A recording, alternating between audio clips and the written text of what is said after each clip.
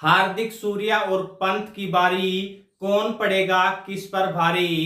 क्या जसप्रीत बुमराह करेंगे अगले वर्ल्ड कप की तैयारी? जी हां साथियों, वर्ल्ड कप का खिताब जीतने के बाद चारों तरफ एक ही सवाल उठ रहा है कि आखिरकार अगला टी20 कप्तान कौन होगा, यानी कि भारतीय टीम की कमान किसके हाथों में जाने वाली है। अगर आपके भी जहन में यह सवाल है तो चार ऑप्शन जो बेहद स्ट्रॉन्ग नजर आ रहे हैं, इनमें से ही कोई एक टी20 का भविष्य का कप्तान हो सकता है। और इनमें से भी कौन होगा, क्या क्या इनका प्रदर्शन रहा है अब तक की कप्तानी में, अगर आप भी जानना चाहते हैं तो ये वीडियो अंत तक जरूर देखें। और क्रिकेट के बेहतरीन अपडेट आप तक यहां पहुंचाए जाते हैं, इसलिए चैनल को सब्सक्राइब जरूर कर लें। बात कर लेते हैं हार्दिक पांड्या की या फिर जसप्रीत बुमराह की या सूर्य कुमार यादव की। सूर्य कुमार यादव को टी20 का बादशाह माना जाता है, तो वहीं जसप्रीत बुमराह की गेंदबाजी का कोई सानी नहीं है। हाल ही में हुए टी20 वर्ल्ड कप में प्लेयर ऑफ द टूर्नामेंट का खिताब भी जसप्रीत बुमराह को मिला है। वहीं ऋषभ पंत में भी भविष्य के कप्तान नजर आते हैं, तो हार्दिक पांड्या पहले से अपनी दावेदारी बनाए हुए हैं। यानी कि तीन दिग्गजों ने टी20 इंटरनेशनल से संन्यास ले लिया है, विराट कोहली, रोहित शर्मा और रविंद्र जडेजा। अब इसके बाद सबसे बड़ा सवाल यही है कि आखिरकार अगला टी20 कप्तान कौन होगा। और इसमें सबसे जो बड़े दावेदार हैं वो पहला है हार्दिक पांड्या। हार्दिक पांड्या दावेदारों की रेस में सबसे आगे हैं, क्योंकि उनके पास टी20 इंटरनेशनल में 100 मैचों का अनुभव है, जो अन्य किसी दावेदार के पास नहीं है। पांड्या ने 16 टी20 इंटरनेशनल मैचों में, या फिर हम कहें 16 में कप्तानी की है और 100 टी20 मुकाबले खेल चुके हैं।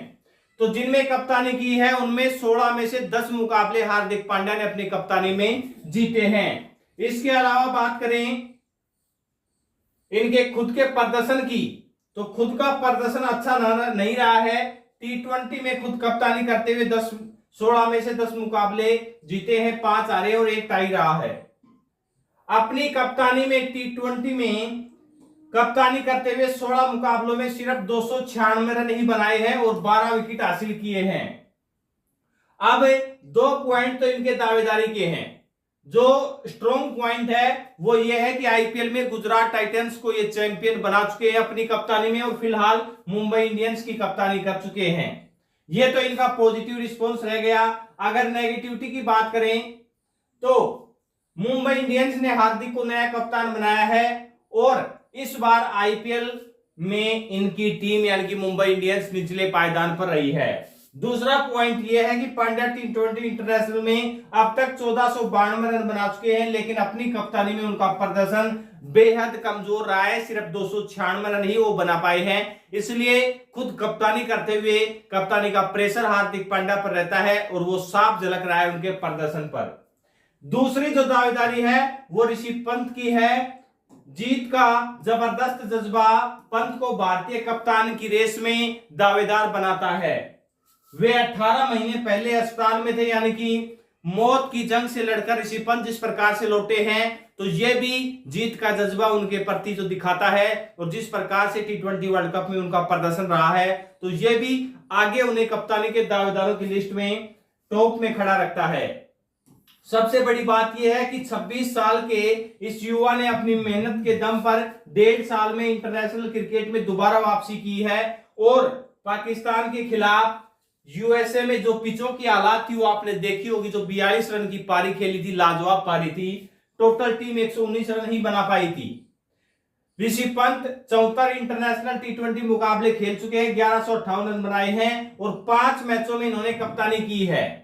अब ऋषभ पंत का भी कप्तानी का प्रदर्शन आप देख लीजिए।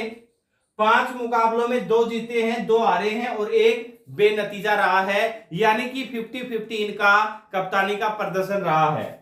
इसके अलावा अपनी कप्तानी में स्ट्राइक रेट 105 का और सिर्फ 5 मुकाबलों में 58 रन ही बना पाए हैं। ऋषभ पंत की दावेदारी के 2 पॉइंट ये हैं कि दिल्ली को फाइनल तक पहुंचाया है पंत ने, और विकेट के पीछे से गेम को बखूबी चलाते हैं। महेंद्र सिंह धोनी जैसी खूबी इनमें नजर आती है, जिस प्रकार से टी20 वर्ल्ड कप के फाइनल में भी आपने देखा होगा या कई मुकाबलों में देखा होगा, इनकी बातें उस स्टंपाई में कैद हो जाती हैं। विकेट के पीछे से बखूबी एक गेम को चलाने में माहिरता हासिल कर रहे हैं। इसके अलावा अब इनकी जो नेगेटिविटी है यानी कि कमजोर पॉइंट है वो है कि पंत पर लापरवाही के आरोप लगते हैं। गेम के दौरान कई बार गैर जिम्मेदाराना शॉट खेलकर आउट हो जाते हैं। 2016 के अंडर-19 वर्ल्ड कप से पहले एशिया कप के लिए भारतीय टीम के कप्तान बनाए गए थे, लेकिन इन्हें किसी कारणवश कप्तानी से हटा दिया गया था। तो ऐसे कारणों के ऊपर भी ध्यान रखना बेहद जरूरी है। तीसरा नाम है सूर्य कुमार यादव का। सूर्य कुमार यादव भी अपनी कप्तानी की दावेदारी ठोक रहे हैं। 68 मुकाबलों में 167 की स्ट्राइक रेट से 2340 रन बना चुके हैं, यानी कि T20 का तो बादशाह माना जाता है सूर्य कुमार यादव को। सूर्य कुमार यादव ने अपनी कप्तानी में भी 300 रन बनाए हैं और इनकी कप्तानी के प्रदर्शन की बात करें तो 7 मुकाबलों में कप्तानी की है, जिसमें 5 जीते हैं और 2 में हार मिली है। इसके अलावा अगर प्रदर्शन की बात करें तो 7 मुकाबलों में 300 रन बनाए हैं, जिसमें 1 शतक है और 2 अर्धशतकीय पारी हैं, यानी कि अच्छा प्रदर्शन हम कह सकते हैं T20 मुकाबलों के मद्देनजर। अब दावेदारी के हिसाब से देखें तो 4 कप्तान मुंबई से आए हैं और मुंबई के सूर्य कुमार यादव हैं, वो फायदा भी मिल सकता है।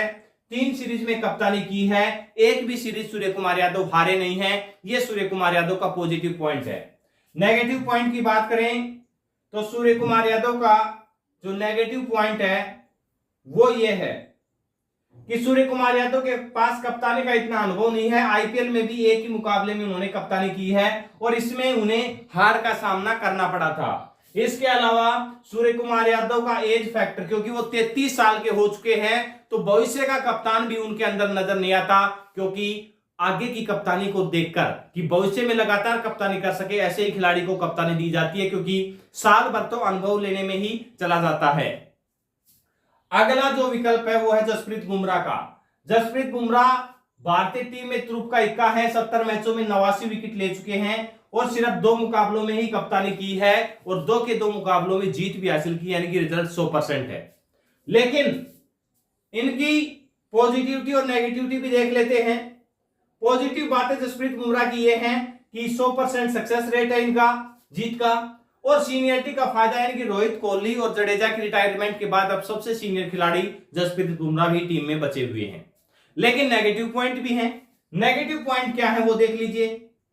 नेगेटिव पॉइंट है बुमराह कहीं अहम मौकों पर चोटिल हो जाते हैं, ऐसे में फिटनेस उनके कप्तान बनने की रोक है। अब तक कोई भी गेंदबाज भारतीय T20 टीम की कप्तानी नहीं कर पाया है, यानी कि गेंदबाज को T20 में कप्तान नहीं बनाया जाता, ये भी उनके लिए रोड़े खड़े कर सकता है और वो बार बार चोटिल हो जाते हैं, इसलिए चोट भी कप्तानी से दूर रखने की बड़ी वजह बन सकती है। अब आपको क्या लगता है कि इन चारों में से किस खिलाड़ी को भविष्य में दावेदारी मिलने वाली है? सबसे बड़ी दावेदारी है वो हार्दिक पांड्या और ऋषभ पंत के मद्देनजर घूमती हुई नजर आएगी। इन दोनों में से किसी खिलाड़ी को हमारे हिसाब से भविष्य में T20 कप्तानी करने का मौका दिया जाएगा और 2026 के T20 वर्ल्ड कप में इन्हीं दोनों खिलाड़ियों में आपको T20 कप्तान नजर आएगा। आपके हिसाब से कौन होगा अगला T20 का कप्तान? कमेंट सेक्शन में जरूर बताइए। ऐसे ही क्रिकेट के अपडेट के लिए चैनल को सब्सक्राइब जरूर कर लें। धन्यवाद।